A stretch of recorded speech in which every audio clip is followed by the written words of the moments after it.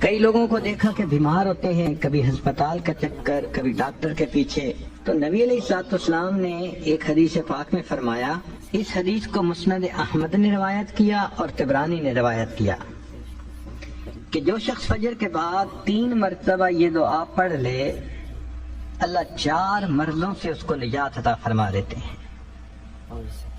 امید ہے کہ مستورات توجہ سے یہ بات سنیں گی اور اس کی اہمیت کو ذرا سمجھیں گی کہ جو شخص فجر کے بعد 3 مرتبہ یہ آیت پڑھ لے تو اللہ تعالیٰ اس کو 4 بڑے بڑے مرضوں سے بچائیں گے۔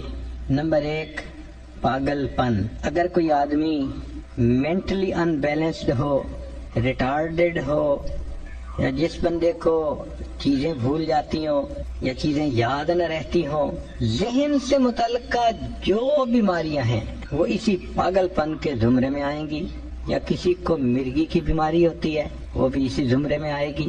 تو پہلی بیماری جو اللہ تعالیٰ دور کرتے ہیں وہ ہے پاگل پن، اور دوسری بیماری کوڑ پن۔ کوڑ پن کہتے ہیں چہرہ بدصورت ہو جانا۔ یہ بھی ہو سکتا ہے کہ برس کی بیماری ہو جائے، جیسے بعض عورتوں کو جلد بالکل سفید ہو جاتی ہے اور عجیب بدنما چہرہ ہو جاتا ہے، یا کئی مرتبہ جسم پہ تل اتنے نکل آتے ہیں، دانے اتنے نکل آتے ہیں کہ چہرہ بدنما ہو جاتا ہے، یا چہرے پر داغ پڑ جاتے ہیں کالے رنگ کے۔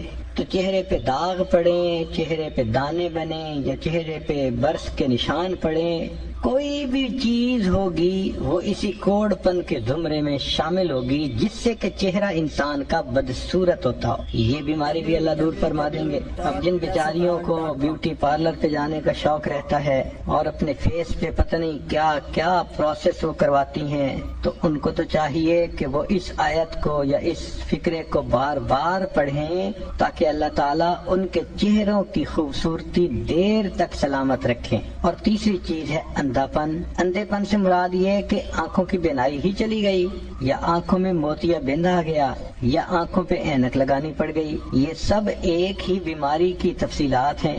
تو جن کی نظر کمزور وہ بھی پڑھ سکتی ہیں، یا جن کو لینز لگانے پڑتے ہیں، کنٹیکٹ لینز صحیح یا کوئی اور، اس مصیبت سے بھی جان چھوٹ گئی۔ اور جن کی بینائی چلی گئی اللہ ان کے لیے بھی آسانیاں فرما دیتے ہیں۔ تو پاگل پن کی بیماری ختم، کوڑ پن کی بیماری ختم، اندھے پن کی بیماری ختم، اور چوتھا فرمایا فالج کی بیماری ختم۔ فالج ایک تو ہوتا ہے کہ انسان کا ہاتھ یا پاؤں کام ہی نہ کریں، اور ایک یہ بھی ہوتا ہے کہ اتنی ویکنیس کہ عورت کہتی ہے مجھ سے تو کھڑا ہی نہیں ہوا جاتا، میرے پاؤں سن ہو جاتے ہیں، میرے ہاتھ سن ہو جاتے ہیں۔ یہ ساری چیزیں کمزوری اور فالج کی ابتدائی سٹیجز ہیں، تو یہ سب چیزیں ٹھیک ہو جاتی ہیں۔ اب بتائیں کہ اتنی بڑی بڑی بیماریوں سے جس بندے کو بچنے کی خوشخبری مل رہی ہو تو وہ تو پھر اس عمل کو کیے بغیر رہ ہی نہیں سکتا۔ اور یہ عمل دیکھو چھوٹا کتنا ہے، وہ جو فکرہ فرمایا حدیث میں وہ ہے سبحان اللہ العظیم وبحمدہ ولا حول ولا قوة الا باللہ۔ اتنا سا فکرہ پڑھنے پر اللہ چہرہ بھی پر نور بنا دیتے ہیں، میموری بھی تیز کر دیتے ہیں، اللہ تعالیٰ بینائی بھی تیز کر دیتے ہیں، اور اللہ تعالیٰ جسم میں طاقت بھی بھر دیتے ہیں۔ یہاں تک تو نیکیاں کمانا، گناہوں کو بخشوانا، فرشتوں کی دعائیں لینا، غمزدہ دل کو تسلی ملنا، اور بیماریوں سے محفوظ ہونا، اس طرح کے عمل بتائے تھے۔ قرآن مجید میں اللہ رب العزت نے حکم فرمایا وَاسْتَغْفِرُ اللَّهَ، استغفار کرو۔ ہمارے اکابر یہ معمول بتاتے ہیں روزانہ، استغفر اللہ ربی من کل ذنب واتوب الیہ۔ اس کو دن میں کم از کم 100 مرتبہ صبح، 100 مرتبہ شام، زیادہ وقت ہو تو 200 مرتبہ بھی پڑھ سکتے ہیں۔ مگر جب پڑھ رہے ہوں تو ذرا اپنے گناہوں پر ندامت بھی دل میں محسوس کریں۔ یہ نہ ہو کہ زبان پہ استغفار چل رہا ہے اور دن میں گناہوں کے خیال چل رہے ہیں۔ رابعہ بصریہ رحمۃ اللہ علیہ فرماتی تھی استغفارنا یحتاج الی استغفار، کہ ہم ایسا استغفار کرتے ہیں کہ اس کے اوپر ہمیں استغفار کرنے کی ضرورت ہے۔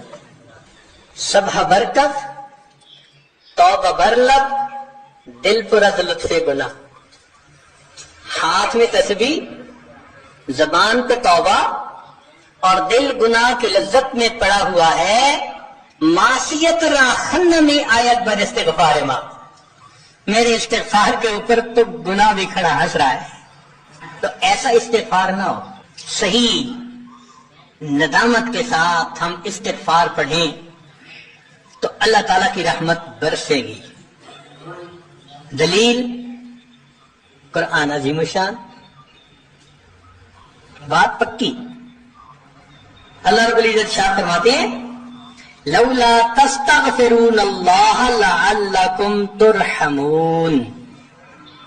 قرآن کی آیت. اگر یہ استغفار کرتے تو کیا ہوتا؟ اللہ تعالیٰ رحمت برساتے.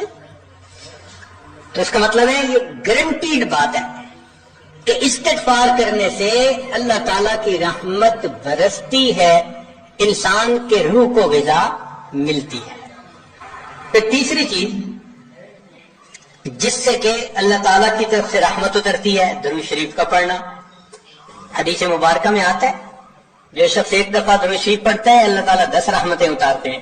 تو 10 رحمتوں کا اترنا اس بات کی دلیل کہ روح کو غذا ملتی ہے، نور اترتا ہے انسان کے اوپر.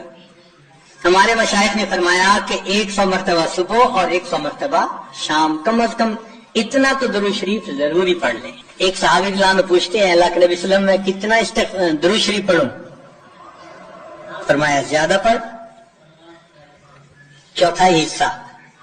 زیادہ پڑھو گے تو فائدہ زیادہ. اللہ کے نبی صلی اللہ علیہ وسلم آدھا حصہ. بھائی زیادہ پڑھو گے تو زیادہ فائدہ. 3 حصے. فرمایا اور زیادہ تو 4 حصے. جب انہوں نے کہا کہ میں پورا وقت درود شریف پڑھنے میں لگا دوں گا، نبی صاحب نے فرمایا اذن یغفر لک ذنبک، تیرے گناہوں کو بخش دیا جائے گا اور تیرے غموں کو تیرے سر سے اتار دیا جائے گا. تو درود شریف کے پڑھنے سے اللہ تعالیٰ گناہوں کو معاف کرتے ہیں اور دھو لیتے ہیں. صدیق اکبر رضی اللہ عنہ فرمایا کرتے تھے کہ ٹھنڈا پانی آگ کو اتنا جلدی نہیں بجھاتا جتنا جلدی درود شریف کا پڑھنا انسان کے دلوں کی ظلمت کو مٹا دیتا ہے. سیدنا علی رضی اللہ عنہ فرمایا کرتے تھے کہ اگر اللہ تعالیٰ اور اس کے رسول صلی اللہ علیہ وسلم نے تسبیح، تکبیر، تحمید، تحلیل ان کے فضائل نہ بتائے ہوتے تو میں اپنا پورا وقت درود شریف کے پڑھنے میں گزار دیتا. تو ہم بھی درود شریف پڑھیں کم از کم 100 مرتبہ صبح اور 1 مرتبہ شام. اس سے کیا ہوگا کہ دل کو غذا پہنچ جائے گی. چوتھی چیز اللہ کا ذکر کرنا، ذکر لسانی یا ذکر قلبی جیسا بھی معمول ہو. ذکر کے کرنے سے اللہ تعالیٰ کی رحمت اترتی ہے. اور حدیث پاک سے دلیل نزلت علیہم السکینہ، ان کو رحمت ڈھانپ لیتی ہے. ملائکہ آ جاتے ہیں ان کے اوپر. جہاں لوگ مل بیٹھتے ہیں مختلف جگہوں سے آئے ہوئے اللہ کو یاد کرنے کے لیے، تو ذکر کرنے سے سکینہ کا نازل ہونا بھی اس بات کی دلیل کہ انسان کے دل کو غذا ملتی ہے. ذکر سے ذات کی محبت بھی پیدا ہوتی ہے. جتنا جس چیز کا تذکرہ زیادہ کریں اتنا اس سے محبت ہوتی ہے. تو کثرت ذکر کا حکم اس لیے کہ اس سے اللہ رب العزت کی محبت انسان کے دل میں پڑتی ہے. یہ نغمہ فصل گل و لالا کا نہیں پابند، بہار ہو کے خزاں لا الہ الا اللہ. ہمیشہ ذکر کرنا ہے، ہر وقت کرنا ہے. موسموں کے بدلنے کا اس پہ اثر نہیں ہوتا. اس لیے ہمارے اکابر صبح شام کا کچھ وقت تھا جس میں تنہائی میں بیٹھ کے اللہ کا ذکر کثرت کے ساتھ کیا کرتے تھے. پھر 5ویں چیز جس سے کہ انسان کے اوپر رحمت اترتی ہے وہ ہے اتباع سنت. جتنا ہر عمل سنت کے مطابق ہوتا جائے گا اتنا اللہ کی رحمت ہم پہ برستی جائے گی. جتنا ہر عمل سنت کے مطابق. اس لیے ہمارے سلسلہ آریہ نقشبندیہ میں بیعت ہونے کے بعد پہلا کام یہی بتاتے ہیں، ہر کام کو سنت کے مطابق کرنا ہے. سر کے بالوں سے لے کے پاؤں کے ناخنوں تک اپنے آپ کو سنت کے مطابق ڈھالنا ہے. کیوں؟ ایک تو اجر ہے، ایک قرب ہے، اللہ کی محبوبیت ملتی ہے، اور تیسرا یہ چیز انسان کے روح کی غذا بھی ہے۔ دلیل قرآن عظیم الشان میں سے ارشاد فرمایا اطیعوا اللہ والرسول لعلکم ترحمون، اللہ اور اس کے رسول کی اطاعت کرو تو کیا ہوگا؟ تمہارے اوپر رحمت برسے گی۔ تو اتباع سنت سے بھی انسان پر رحمت برستی ہے۔ پھر چھٹی چیز اہل اللہ کی صحبت اختیار کرنا۔ قرآن مجید میں تو حکم دیا گیا یا ایھا الذین آمنوا اتقوا اللہ وکونوا مع الصادقین، یہ کونوا حکم ہے، اور حدیث پاک میں بھی حکم دیا گیا۔ نبی علیہ السلام نے ارشاد فرمایا علیکم بمجالسۃ العلماء واستماع کلام الحکماء فإن اللہ تعالی یحیی القلب المیت بنور الحکمہ کما یحیی الارض المیت بماء المطر، کہ جس طرح بارش کے اترنے سے اللہ مردہ زمین کو زندہ کر دیتے ہیں، اسی طرح اہل اللہ کی حکمت بھری باتوں سے اللہ دلوں کو زندہ فرما دیتے ہیں۔ تو دلوں کو غذا کا ملنا حدیث سے ثابت، اس لیے تو فرمایا کہ انسان کہیں نہ کہیں اپنا تعلق جوڑے۔